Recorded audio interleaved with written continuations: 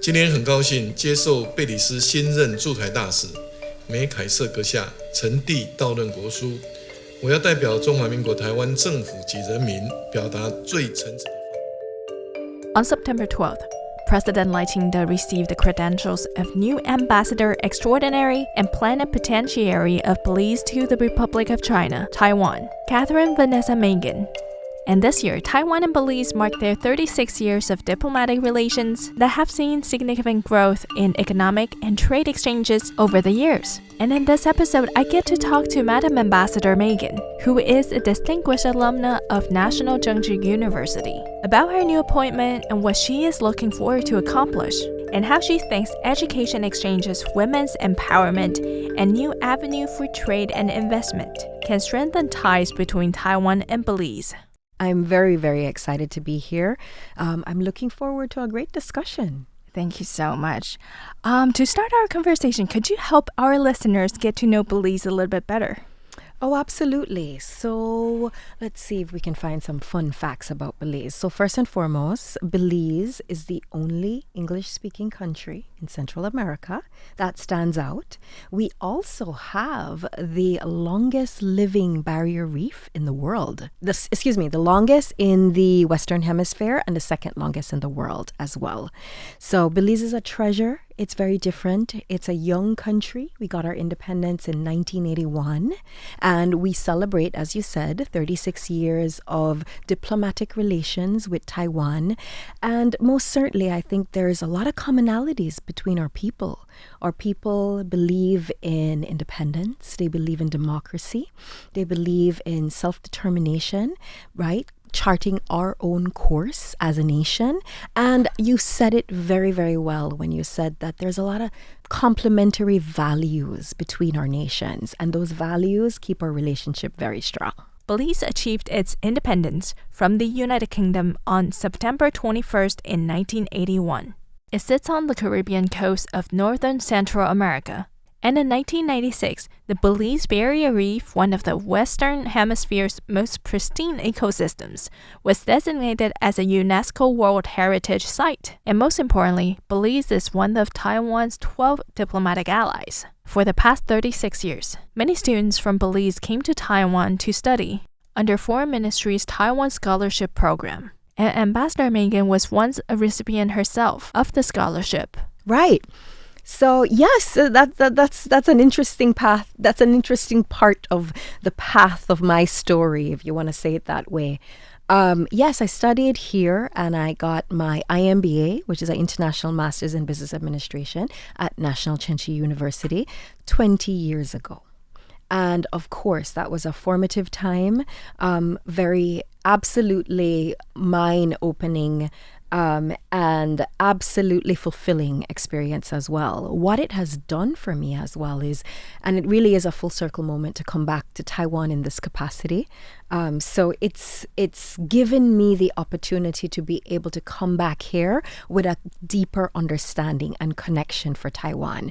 And as a diplomat, really what you're doing is building relationships, right? Identifying the commonalities between the values, understanding countries. So I have that advantage already of being able to understand what it really means to live in Taiwan, be a Taiwanese, right? At least from my perspective. And so I'm excited about these opportunities because I get to support my country, but I get to support another country that has given me a lot through my path. I see. And I suppose 20 years ago, Taiwan must look very different from today. You know, the answer to that is yes and no. I've gotten that question quite a lot. And the most simplistic, quickest, easiest way to answer that is just Taiwan is bigger and better, in my opinion. Meaning, somewhere that was already developing is now expanded, and to meet the demands of the community, the economies have just developed even more. The expectations and the international angles, at least for Taiwan, have also changed as well. So for instance, instead of maybe having a few Italian restaurants, there are now very many. right? In my neck of the woods, or in where I was. I got a quick opportunity to go back to Muja, which is the neighborhood that I was in. And I certainly see the development there. I went back to the school. And funny enough, as I was telling the team before, I distinctly remember our building. Our building really stood out, right? And we have a beautiful campus and there's a lot of natural aspects to it. But now our building is just one of the big buildings that are there. So, these are the sort of bigger and better type of examples that I've been seeing through time. I also remember Taipei 101 was a baby when I was here. I think it opened the year before I left. And around Taipei 101 was not as developed. Now, look what it is. So it's that sort of experience. I've also, gotten an opportunity to be able to visit a few places that I never did before. For instance, Sun Moon Lake, which is beautiful, very historic, has that ancient, aspect to it. But at the same time, you see the conveniences and the opportunities and, just the tourism related conveniences that are around it, that you can go and have a lovely experience at the same time, immerse yourself in nature and learn a very, very interesting story behind why Sun Moon Lake is called Sun Moon Lake as well. I see. And have you returned within these 20 years? That's so funny. My intentions were to return. I was supposed to come back here the year that COVID hit. So for that purpose, this is when I came back when I came here in July, that was my first time back, but that was not the plan. The plan was to come back, and then COVID happened and things changed. I see. Oh, wow. As it did for many of us, right? Yeah. It was very disruptive for about 3 years. Yes. So I can also tell you that there was a reason for me coming back. One of my friends that continues to be a friend up to today, and I've had the opportunity to be able to interact with him since I've been back, was having a baby. And that was one of the reasons why I was coming. So also the Rotary International Convention was supposed to be happening around then. And I'm a Rotarian and I've been a Rotarian for quite some time. And so for that reason, I was coming back. But funny enough, so Rotary is coming back next year. The Rotary International Convention is going to be here in Taipei. So I'm excited about that. So for many, many reasons, it's quite interesting where I am now, and that there's a lot of full circle reflection moments that I can do as well. I see. And I remember in your speech when you met President Lai Ching-te, you mentioned education exchanges, gender equality, and economic and trade cooperation. Can you tell us about these key aspects, why you mentioned them? Absolutely. So I can take them one by one. Let's start with the last one, which is the trade angle. As we've been discussing before, I come with a business private sector background. I started out with a political science degree, economics degree, complemented it with that master's degree. So there's always been that angle of international relations, international business that was a part of my path, right? And a part of my journey and what I wanted to do, my aspirations and dreams. And I headed into private sector after I left and finished my schooling here.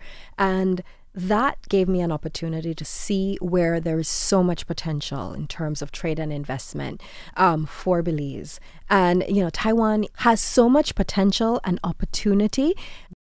The challenge that we have is the distance.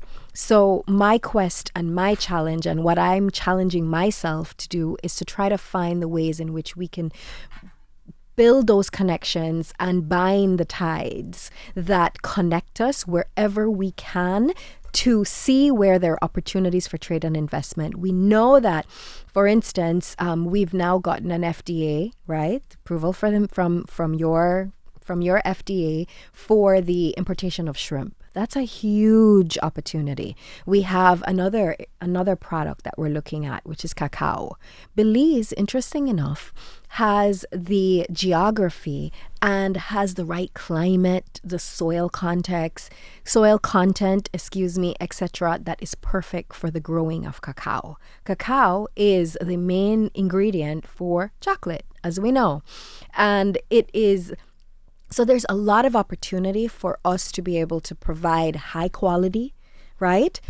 premium cacao, because naturally we have the environment for the growth of such, to Taiwan. So that's another area. So what we're doing right now in hindsight, or just to sum it up, is identifying what are the products that we want to trade from a product perspective. Now, given the fact that there's another aspect to business, trade and investment, which is services, that is not affected by distance, there is huge opportunities that we can take advantage of and develop and enhance in the service area. We can think tourism, we can think technological exchanges, we can think many aspects that we can then build those binds and even further enhance the relationship that we have right now on trade and investment. So that's one topic. Secondly, when it comes to do with female empowerment, I'm passionate about it. I'm an empowered woman that has had tremendous opportunities and has seen how an empowered person, in my case, a woman, can shine, can give back to the community in which they grow, give back to their families, and give back to their country at the same time. So I personally believe in that. So that energizes me, and that's a part of who I am, and it's a value of mine, right?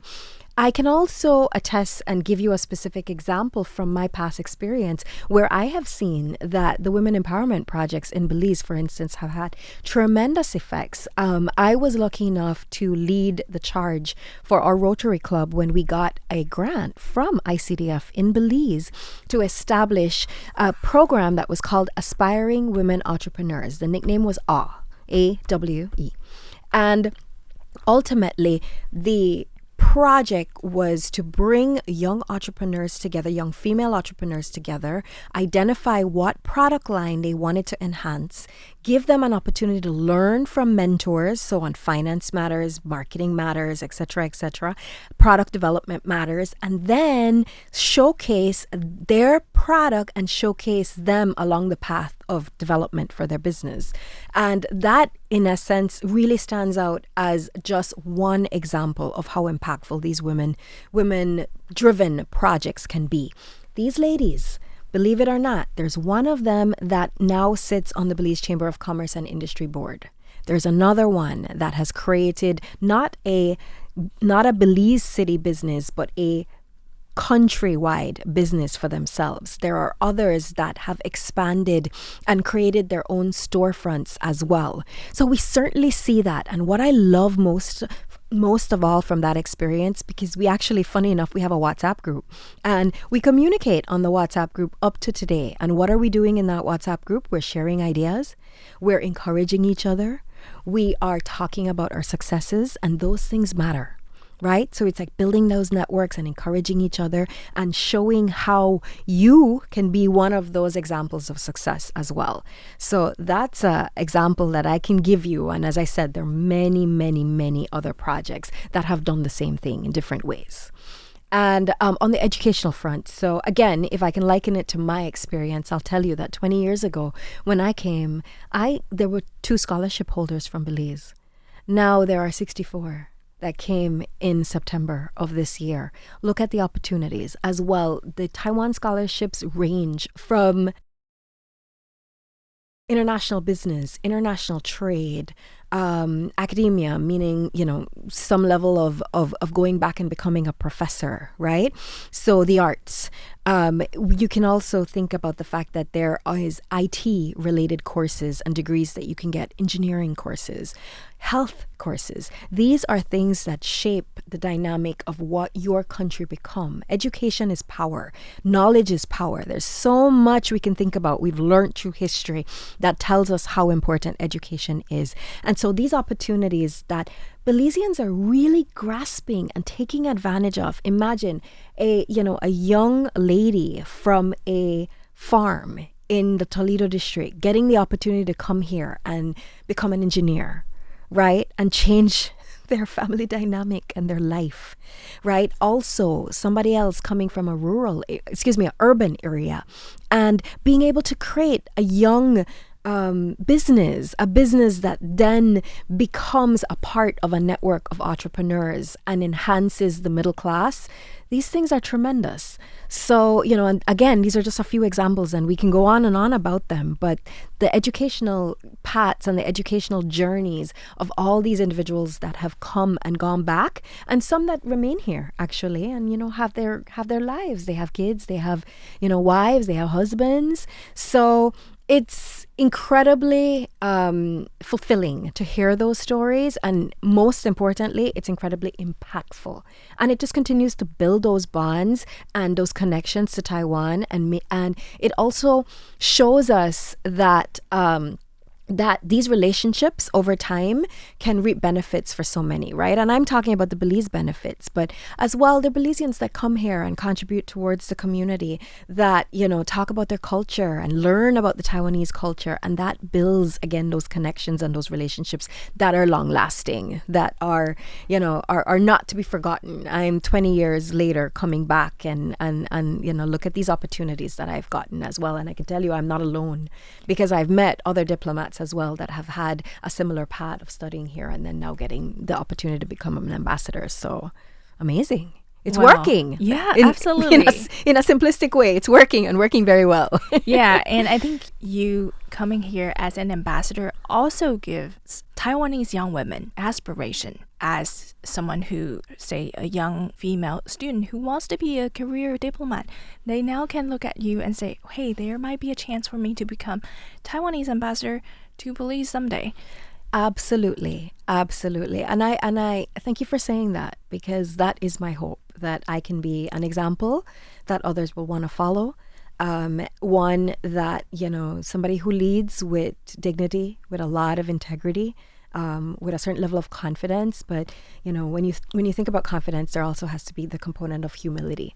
And that's a part and a similarity between our cultures as well that I think interconnects us. And I agree with you, maybe a young Taiwanese individual, maybe a male, maybe a female, going and learning more about Belize and exploring Belize, whether through diplomatic courses or opportunities, or also through business relationships, right? There are a few private sector businesses that we've met that have asked, they've exchanged with us information and even told us, hey, we are looking for that Belizean individual that can help us connect our business here to our business there, right? So there's many, many, many opportunities for where we can continue to be friends and where we can change lives together.